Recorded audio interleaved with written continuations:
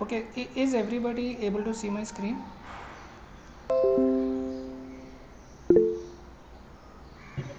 Yes, sir. Okay, no problem, Anuradha. It's okay.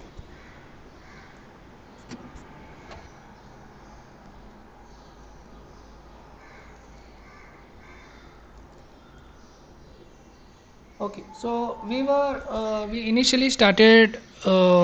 We were on module 3 when we last we we kind of went through this, and so we did not complete it.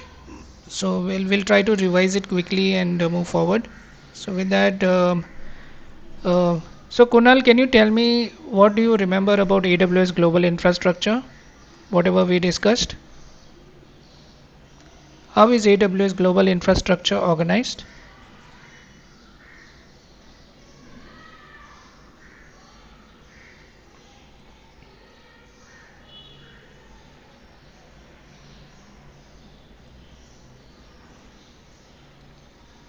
Hello.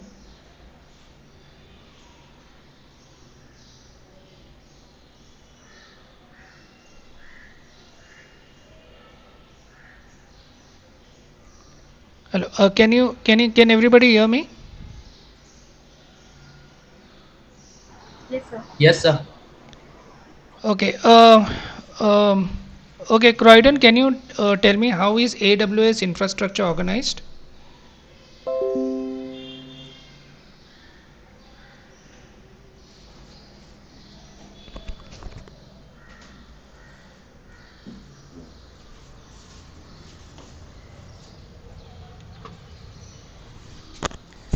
I'm not sure if you all are hearing the question.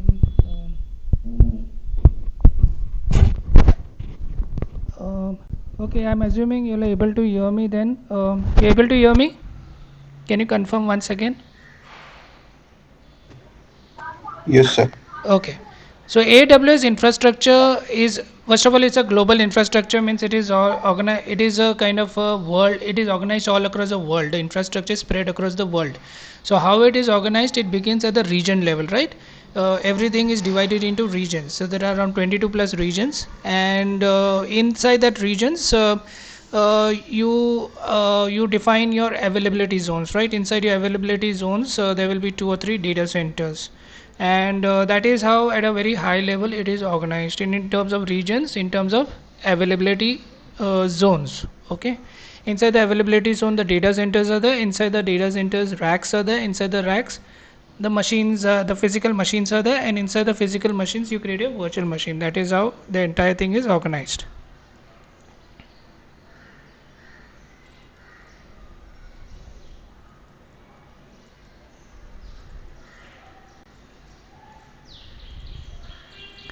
So apart from this, there is something known as edge location. So edge location is not something that you have control over which region you're going to work in, and you have control over which availability zones you're working in, but not control over which edge locations you'll be working in. Edge locations you can think of is it belongs to AWS infrastructure, and it is spread across the world. Okay. So what is edge location used for? So probably we can talk a little bit on that. So let's say this is anyone wants to tell me what edge location is?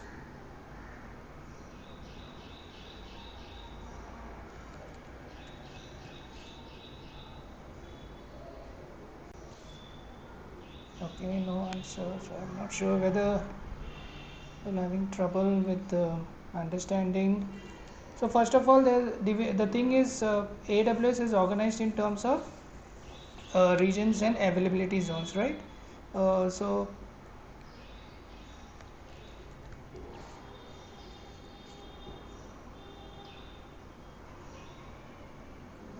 so let's say this is a availability zone over here, and this is in Virginia. So Virginia is one of the states in USA. So you say this is a availability zone.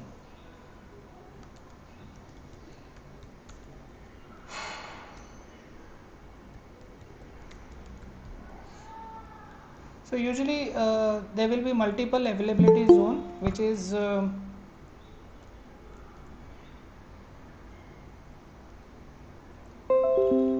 usually there will be multiple availability zone, which is part of the same region, but separated by maybe 10 to 100 kilometers.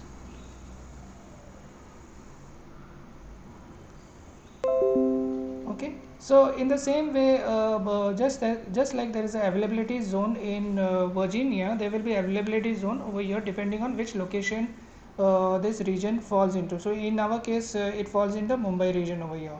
Okay, so now so so all this is additionally, it is all the regions are additionally connected by global AWS global network. I told you these are private lines, and that's why if you want to move from region to region, AWS internally uses their own network to move across. They don't use the internet lines, so that is much faster for them. That is more private for them.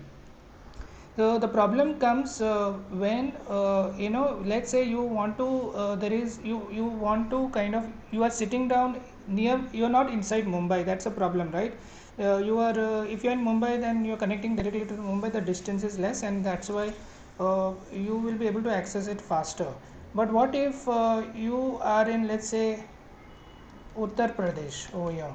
What are you going to do in that case? There is going to be some everything is channeled through the availability zone. So how so the time taken to travel from Mumbai to Uttar Pradesh, it will be, every time some data has to be captured from AWS, it has to go through Mumbai over here. It is like the main international airport over here. And so if there is no, let's say, another region in Uttar Pradesh, then the Uttar Pradesh will have to travel through this network into Mumbai. Now the problem becomes greater if your machine is running inside availability zone inside Virginia, right? Now Virginia is totally into America. So not only it is the problem is for Mumbai now because your machine is running in Mumbai, but it is also the problem for Uttar Pradesh now, because Uttar Pradesh people will have to access Virginia machine, which has to travel all across the world and come to Mumbai, and through Mumbai it has to come through Uttar Pradesh. Okay, because of through the internet over here. So how do you reduce the time for traveling? And this is where your points of presence comes. Okay, points of presence. So when you say points of presence, it is referring to edge locations and edge caches. So just think of so edge means there is some setup already done by AWS, which will have some edge locations over here nearby to Uttar Pradesh.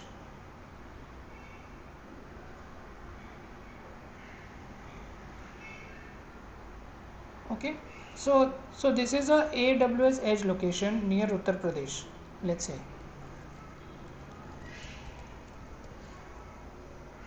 Now once AWS has a edge location, so here you cannot create machines on edge locations. What you can do is you can whatever data you require from Virginia, you drag that data and you keep it over here in AWS edge location, and anytime you want to access the data, you do not travel all the way to Virginia, you access it from the edge location. So now the travel time to move to get the data is only this much, from the edge location to Uttar Pradesh. So now you have reduced the time. So this is called the origin server.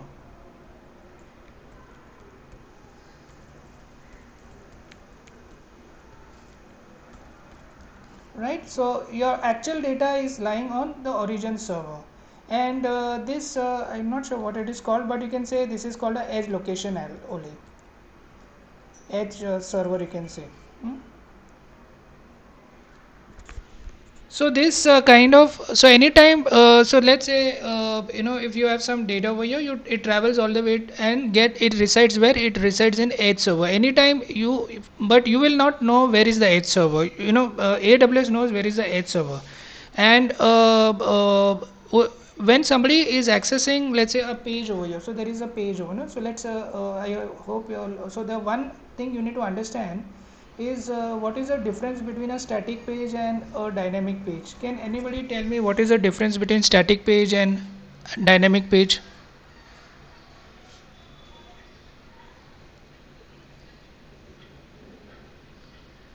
Priscilla, can you tell me what is the difference between static page and dynamic page?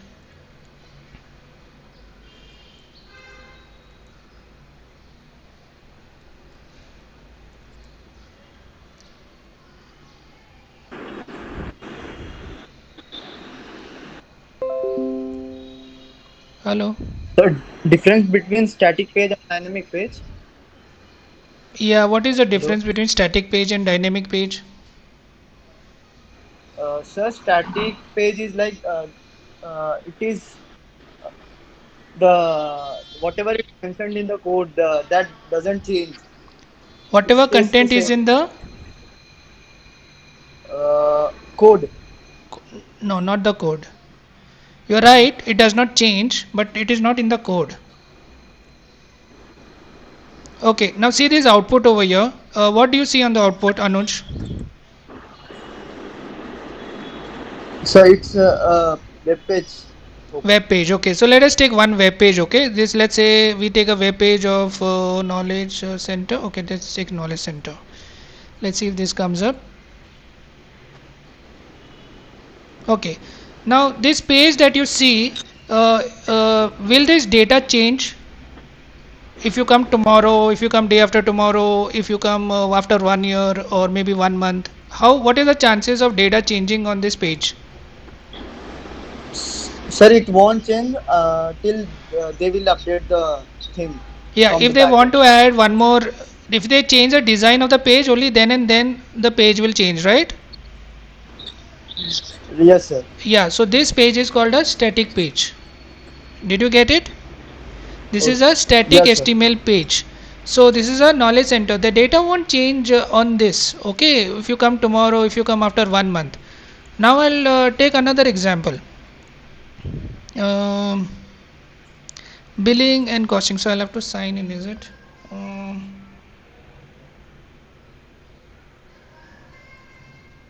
Okay, let's try to sign in. This will take time.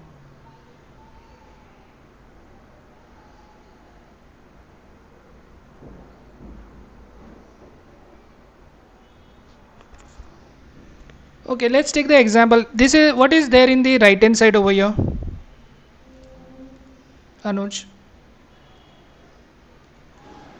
Sir, right hand side there's a screen optimizing your Yeah, but application. it is an ad, right? Yeah, sir. Okay, now tell me, will this ad remain the same every day? No, sir. No, sir. Okay, very good. So what it is? It is a static content or is it a dynamic content? Sir, it's dynamic. Like it is random. Yes, anything that changes, is random. Now, where are they getting this content from? Tell me. Sir, maybe Google Ads. Maybe, yeah. It may be some origin server, right? It has to go back to the Yes, sir. server and get that necessary ad, right? Some image is there, so that image has to be dragged all the way to the page. Yes, sir. Okay, so this is an example of a dynamic page. So Kunal, can you tell me what is the difference between static page and dynamic page?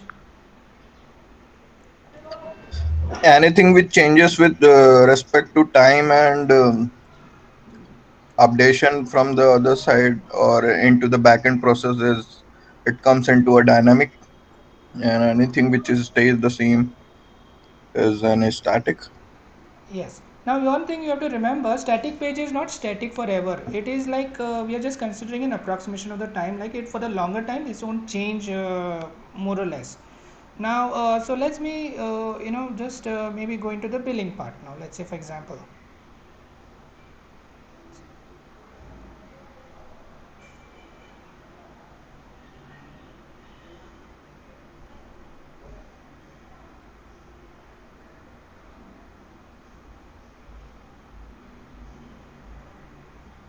Right.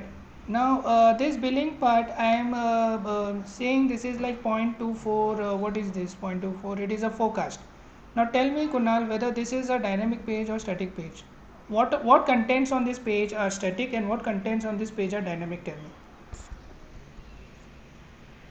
Like how we use the services comes into dynamic part, and the billing which are related to the services are into the static part.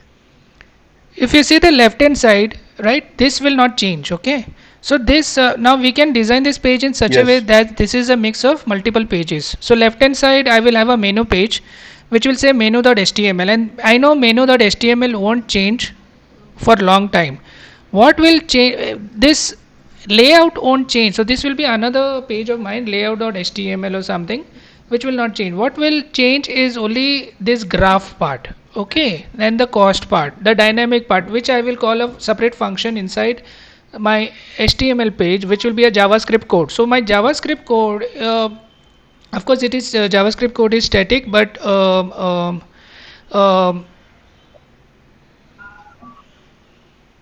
but the HTML, what I'm talking about, the display part, if there is any code to be executed, then definitely it has to go back to the origin server. But if it is an HTML plain content, now this is a dynamic page because this has to call some function in the backend and get the current rate. So every time there is a traveling bit to the origin server. So that is what the dynamic part is. So in this, I can say there are a few static contents over here and few one or two dynamic contents, and it is a mix of static and dynamic. So what edge location does is edge location works only for static contents. So all your anything that does not change, does not require to, once you the first time, it will take the static content and go all the way to origin server and bring it and put it on the edge location. Every time somebody is accessing from Uttar Pradesh, if it is a static content, it will get from here. If it is a dynamic content, it will get from origin server. The page will remain the same, the link will remain the same, but you will not know the difference where the data is been pulled from either. So this is where the technology of CloudFront comes into place. Okay. CloudFront.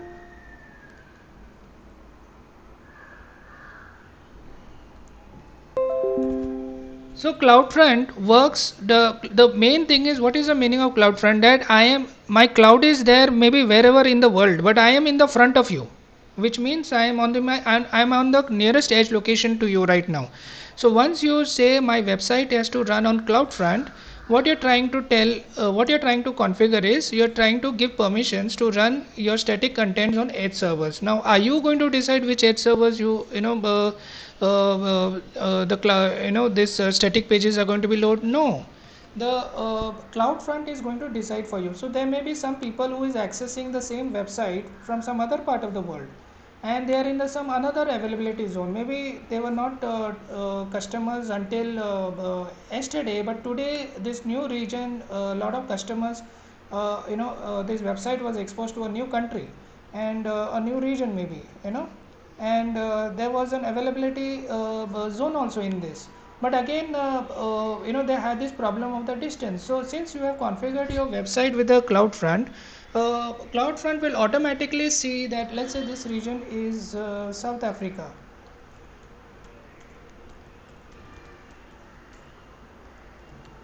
So it will try to get to the nearest edge location, whichever is closest to, so it will take to make the calculations of which regions to connect to and which edge locations to connect to.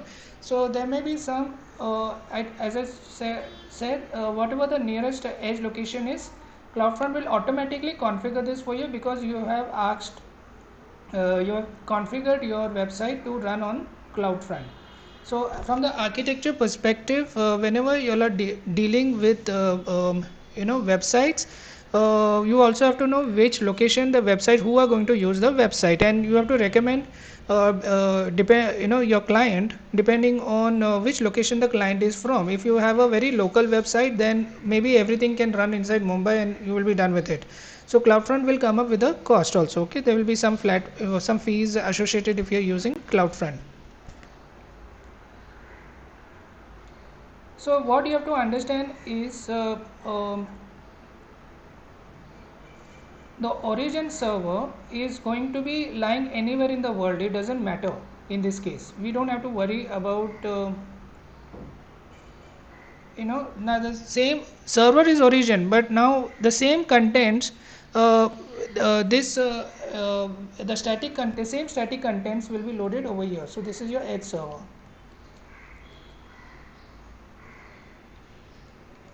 and the static contents will be there.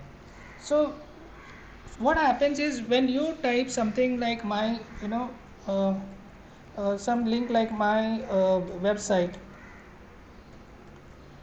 .com, this website may be in Virginia, but so whenever the content is dynamic, it will go back to the origin server, and because it is on the CloudFront, the static contents will be taken from the edge server. Now the edge server, it will take the content only the first time, okay, from the origin server. After that, you have to define TTL. Anybody has idea what is TTL? Time to live. It is like saying how much time I have to live on this earth. Time to live, I have another 40 years, then I can be modified. So in the same way, static contents have a period how much they will live on the edge server. After the time to, so you can say I want to live on this server for 15 minutes, for 1 hour. You can configure that, the depending. Now it depends on your type of application. No, every day your ads are changing. Let's say every day you put one new ad. What is the time to live in that case? How are you going to make sure this is becomes a static content and not a dynamic content? Can you tell me, Kunal? If my ad is changing once per day, how are you going to make sure you use edge server? What are you going to configure and for how much time? Will be into static page, sir. Like we just need something, one or two features to be dynamic, then it will be static, because ad location is used for a static page. No, ads are displayed every day. No, different ad is displayed, right? So it is Right. dynamic page. Once that is, we are sure about it. But we want to make it work like static. Then we'll just have to set 24 hours time to live. Once you do 20, when you do this setting for that ad 24 hours to live, it means once I get my ad, even if the ad has changed on the origin server, I am going to show this ad for 24 hours using my edge server. After 24 hours, CrowdFront will know that the static content has expired. Now it goes back to the origin server and it fetches the new content back. So this time it will get a new ad over here in the after 24 hours and place it on the edge server.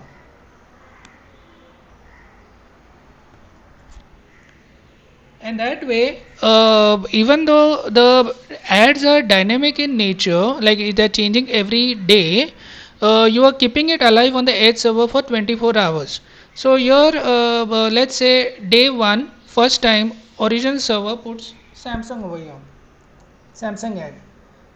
So this Samsung ad, since it is not loaded on the edge server, first time it will go and reside on the edge server over here. So people who in Uttar Pradesh are going to see Samsung ad over here. Okay. Now the time to live is 24 hours over here. Now so let's say now within that 24 hours. So this was put up at 12 a.m. Let's say. Okay, so at 12 a.m. this Samsung ad is shown over here, and but at 3 p.m. like just after 3 hours, somebody changed the ad over here. Let's say somebody changed the ad to iPhone at 3 p.m. So let us assume South Africa is still not up over here. At 3 p.m. You configured South Africa region over here. Now since South Africa edge server did not have the ad over here, it tried to go back to the origin server at 3 p.m. and pulled up the ad and it saw iPhone ad over here. The question is now, Kunal, for you, what ad will be shown here at 3 p.m. on Mumbai region? iPhone ad No, which has been updated it will never be updated. No, you said time to live is how much? 24 hours. So 24 hours means 12 a.m. to 12 a.m. No, then. Yeah. So But this, it finishes at 3 p.m. yeah, but I yeah, mean, 3 to be p.m. means only updated 3 hours is after. gone. No, of the 3 hours has been passed since the content was brought into Uttar Pradesh. No. Okay. Are you understanding what I'm saying, Kunal? Yeah. सिर्फ 3 घंटा हो गया है, मतलब ये add को publish किए हुए इसका टाइम, ये ऐड रहने का ये साइट पे सिर्फ 24 घंटा है. हम्म बाकी है 24 घंटा, 24 घंटा तक Hmm. इधर ही रहेगा ये. After 24 hours Hmm. your reset will happen. So after 24 hours it will go back to the origin server and pull the ad. So this iPhone ad, if it has not changed, it will see iPhone ad at 12 p.m. 12 a.m. sorry, After 24 hours. after 24 Yes. hours. Because South Africa was not configured earlier, this fellow will see iPhone ad at 3 p.m. Immediately in the first 3 hours it will see it. Yes, sir. But this fellow will have to wait for 24 hours. Now the time to live for this content, I'm not sure if you can configure differently for each region, but maybe just assume you can configure and time to live is based on the time that you, time to live is basically how much time I will my static content live on the edge server.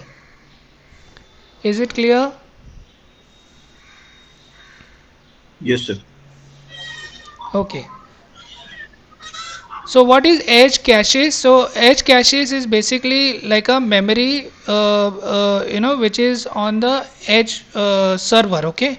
So so the caches are the one which is actually managing this time to live over here.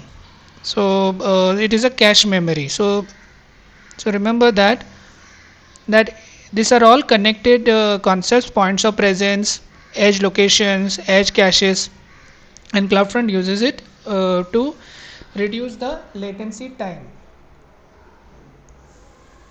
So latency means how late it will Sir, take. your voice is breaking.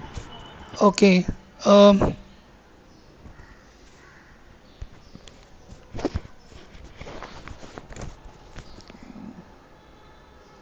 can you hear me now?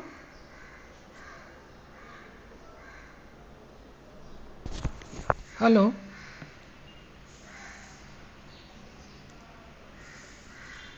So your voice is distracting. Okay, sorry.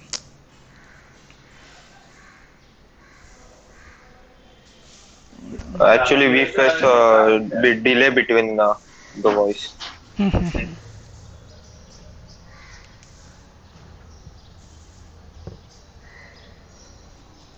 I don't know. This is Airtel. Okay, network is gone.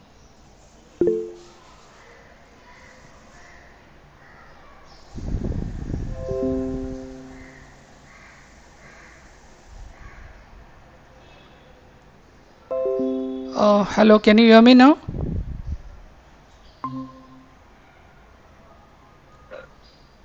Yes.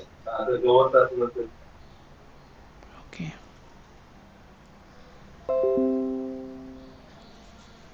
So CloudFront essentially is responsible to lower the latency. Okay, it means less late. Latency, as I told you, means how late. So it will how late to arrive on your browser.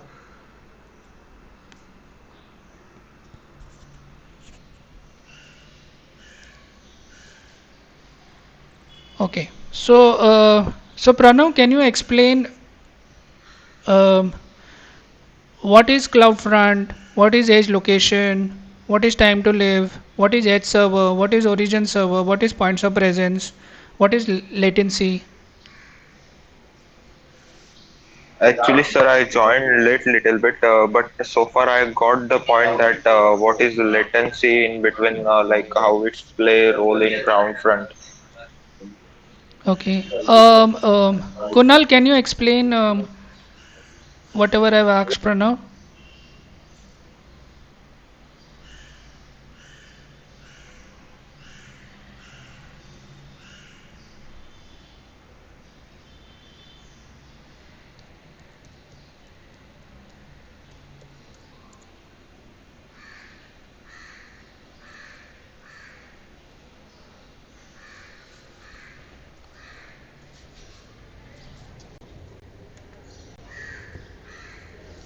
Hello, Kunal.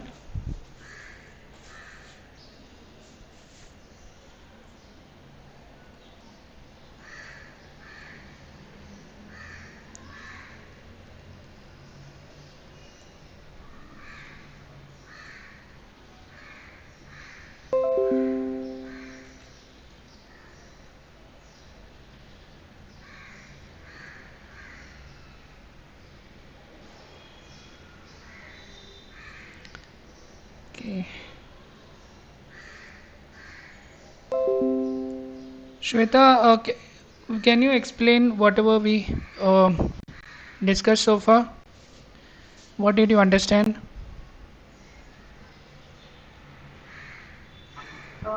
Sir, uh,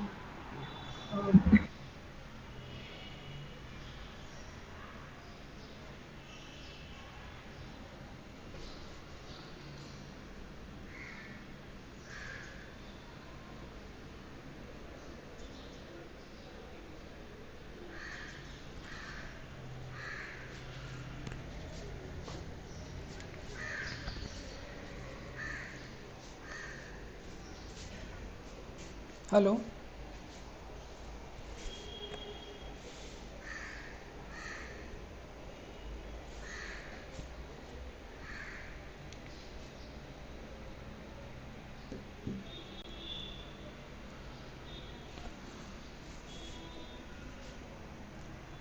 Hello, Shweta. hello. Ha. Can you Uh, so explain? actually, so actually, I understood some terms, so that I'm trying to explain you. CloudFront is it's a AWS service it used to deliver the data, videos, and applications to customers with low latency and high transfer speeds. Then edge locations like AWS data centers designed to deliver the service with low latency as possible. And in CloudFront, we are using these edge locations uh, to uh, to caches copies of content that it serves. And age locations sorry age cache means it's lie on the edge server, that I understood. And TTL means time to live. What is time to This live? one's I understood. Huh? What is TTL? What's up? TTL means time to live. Yeah, but As you gave the example, iPhone and Samsung. So Samsung time this TTL 24 hours, and iPhone we are having on 3 at 3 p.m. So ad will not change because our Samsung TTL is 24 hours, because it after if when we reset, then it will come. um, no, there's a little difference. You are, but mostly I felt you have understood. Priscilla, you want to explain the uh, the edge? What is origin server and edge server and TTL?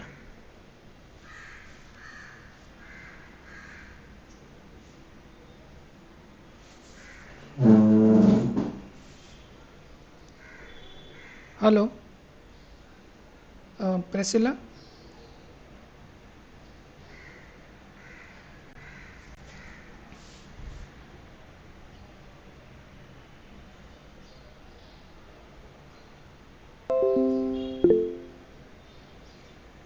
Okay, okay. Yeah. Kunal, do you want to explain what is the origin server, what is the edge server, and what is the TTL?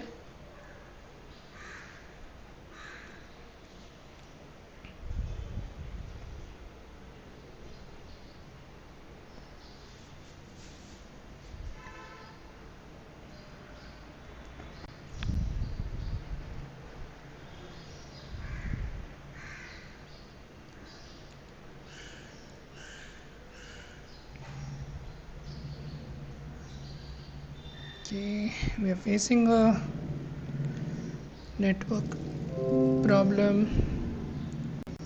Anuj, do you want to try origin server, edge server, and TTL?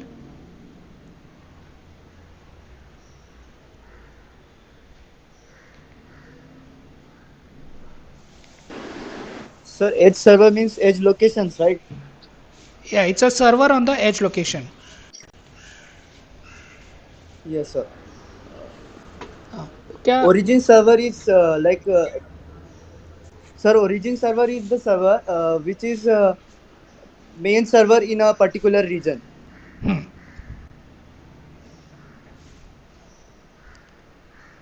So let's say I'm uploading my That is website. called as. So let's say I'm writing some code and I'm Sorry, sir. create. Consider an example. I'm uploading my website. Yeah. Where will I upload my Yes, sir. website? Origin server or edge server? Or sir, origin server. Very good. Now what? Who is going to decide which edge server my static content is going to run? Sir, that origin server will decide. No, Like it will decide whichever is nearest to your location. no. Which service is used to decide that? CloudFront. Very good. CloudFront is used to decide if something is going to be taken from origin server or something is going to be delivered via the edge server. Yes, sir. Okay. What is TTL? Explain TTL. Sir, TTL, I got it regarding that ad thing. TTL is basically whenever someone puts that ad thing on their server, they mention the time to leave thing of the particular ad Where are you going to configure TTL? within the server. No. Like, uh, Which service is used to configure TTL? sir, I don't know that. CloudFront. CloudFront. Okay, sir. Okay. CloudFront Yes, sir. is your main traffic police coordinator. Okay. He is Okay, that sir. center const. You saw the traffic police fellow, no, in the signal. He's saying left jao, right jao, idhar jao, ye lane banao. Barabar, you got it right.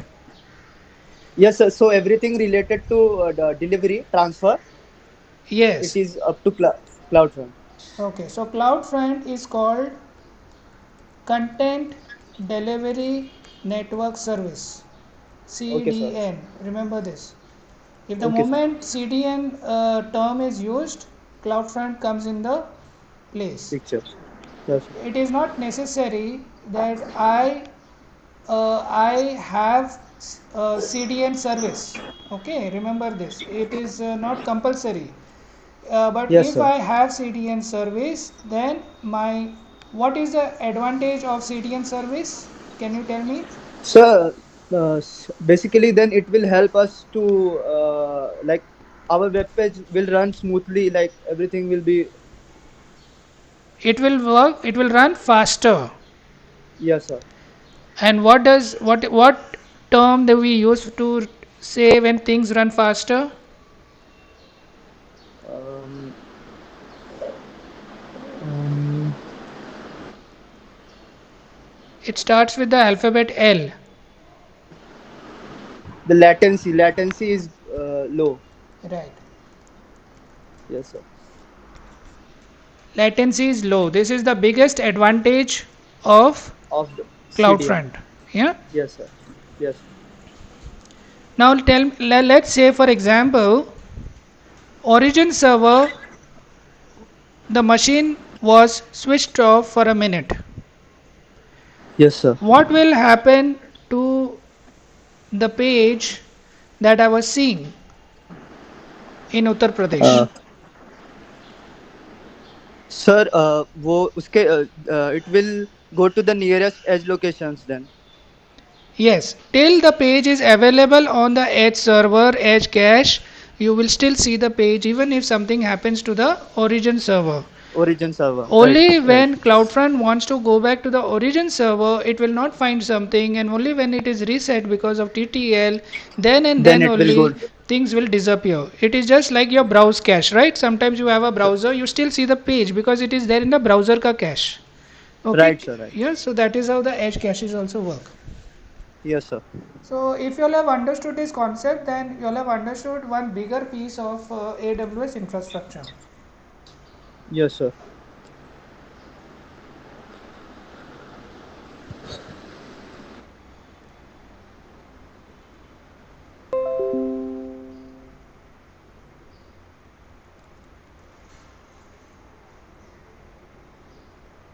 So I hope you all have understood the difference between region, availability zone, and edge location. And so if you go through these slides, you will understand. So these are all the regions in the world as we see, right? The GovCloud region is used by all the government agency like the FBI and by the NASA, by maybe NASA. This region is very restricted for US government only. Nobody enters this region unless we deal with the government of USA. So that region is called US-Gov. So here if you see we have home, global infrastructure, regions, it's very small font. Over here it's regions, availability zones and points of presence. So I hope you all understand that part.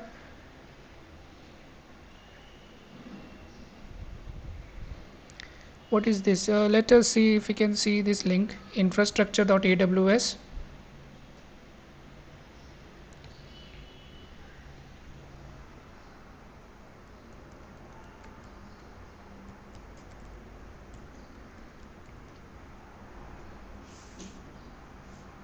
So next time anybody ask you what is a global infrastructure, understand how it works, okay?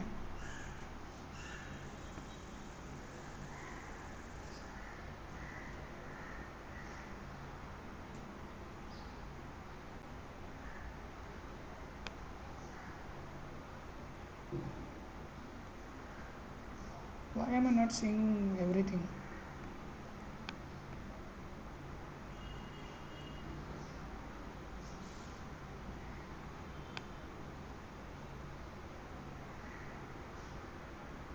So next time we'll look into other things, other infrastructures. This local zone is a very recent thing that is added, so we'll look into that uh, some other time. For today, okay, let us go to this slide. Anything else is there?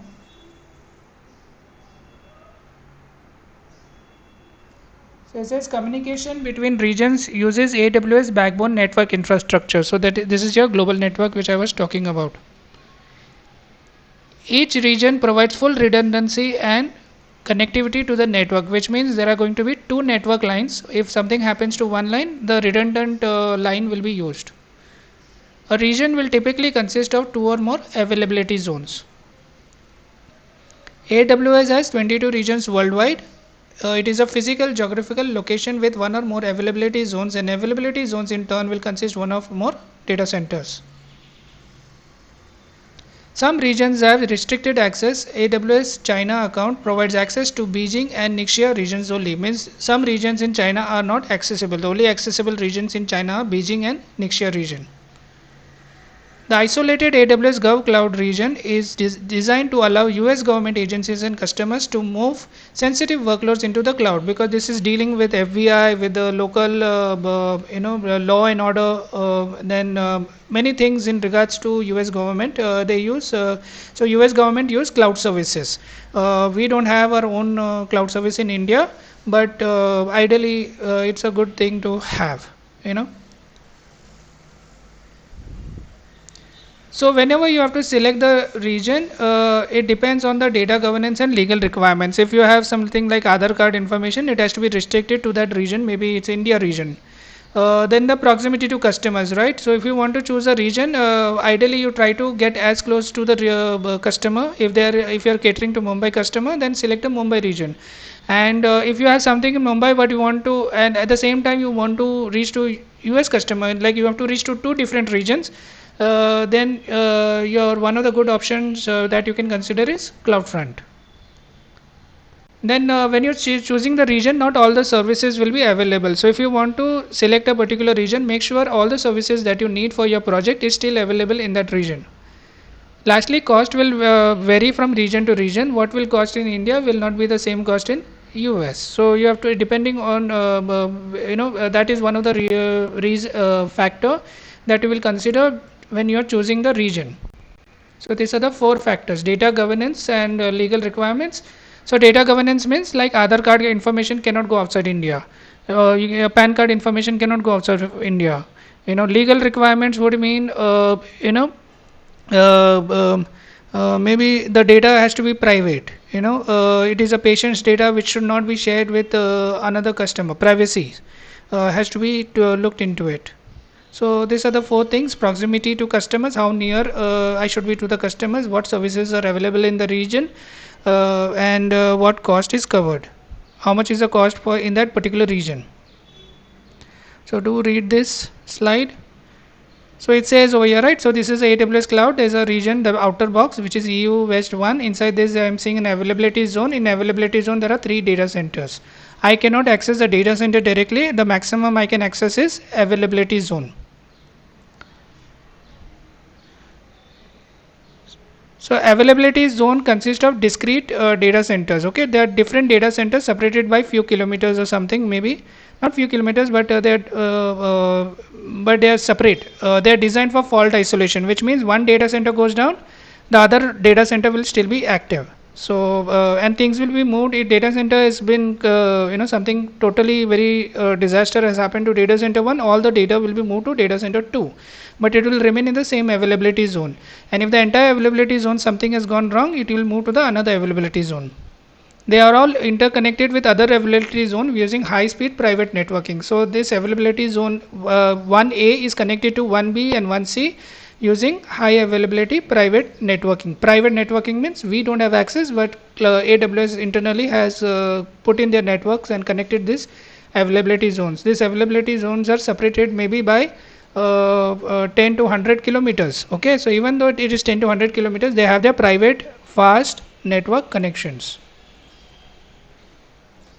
AWS recommends replicating data and resources across availability zone for resiliency. So what they are saying is, if you have a database or something, don't put it only in one availability zone, create a replica copy of that in another availability zone. Okay, somebody has come, hold on. Hold on, just hold on a minute.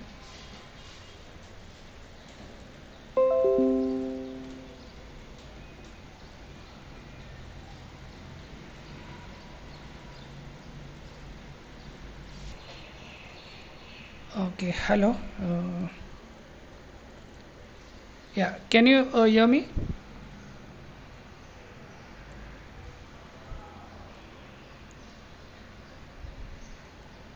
Hello.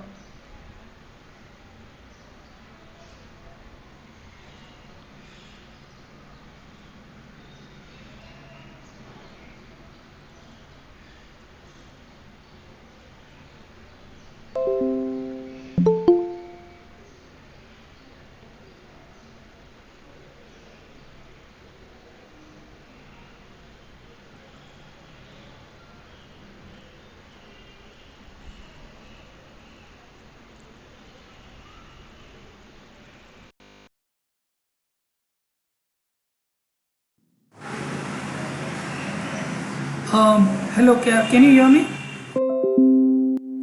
Yes, sir. Okay, so sorry. Yes, sir. Okay, let us. I'm back on my speaker. So we'll wrap up now soon. I just want to go through this quickly so that it becomes easier on you. So AWS data centers are designed for security. Okay, so this data center, most of the things are automated. Now people are not allowed to basically, touch. Very few people will be allowed in this zone. So remember this: a data center will typically have 50,000 to 80,000 physical. Physical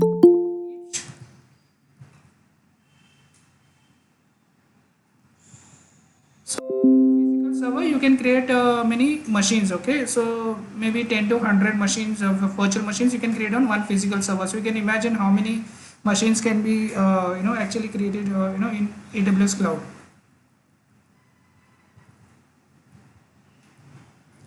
And I already explained what are the points of presence, right? 187 points of presence are there all across the world, and they consist of edge locations and caches, So this is used with Amazon CloudFront, a global content delivery network that delivers content to end users with reduced latency. I hope you all understand this. Regional edge caches are used for content with infrequent access.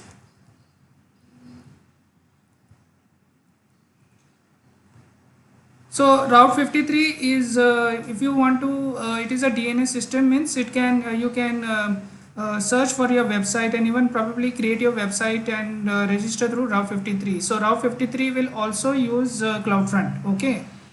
So which are the services that uses edge locations? CloudFront will use edge locations. Route 53 will use edge locations.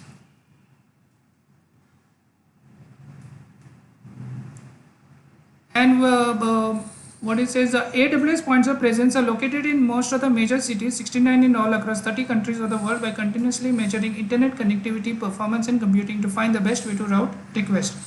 So it says it is the best way to route request. Okay, remember this. What is the best way for me to reach the customer as close as possible? What is the nearest point of presence?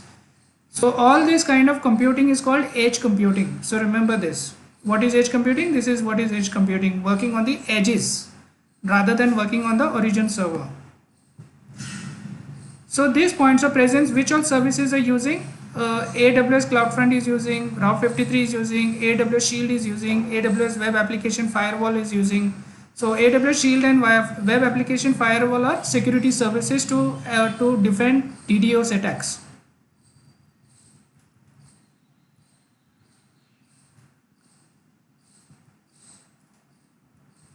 So your AWS infrastructure features. So this says this is a region, and there are 3 availability zones over here, and these are physically distinct, mean they are not in the same region. There are different data centers over here. You can see 4 data centers over here, 4 data centers over here, 4 data centers over here. So totally 12. Sir, voice is. Sorry.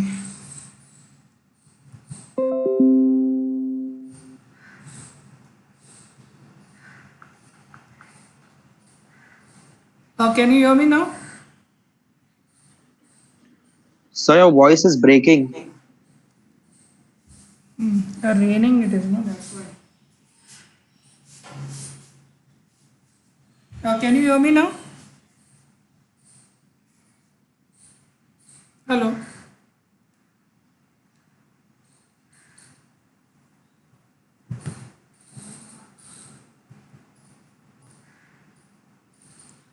Yeah, can you hear me now? Yes, sir. So this diagram shows a region with 3 availability zones. In each availability zone, there are 4 data centers. They are very distinctly connected. And inside each availability zone, they have a backup generator also. In case if electricity goes, there's a backup generator, and they are connected to each other using high-speed private network.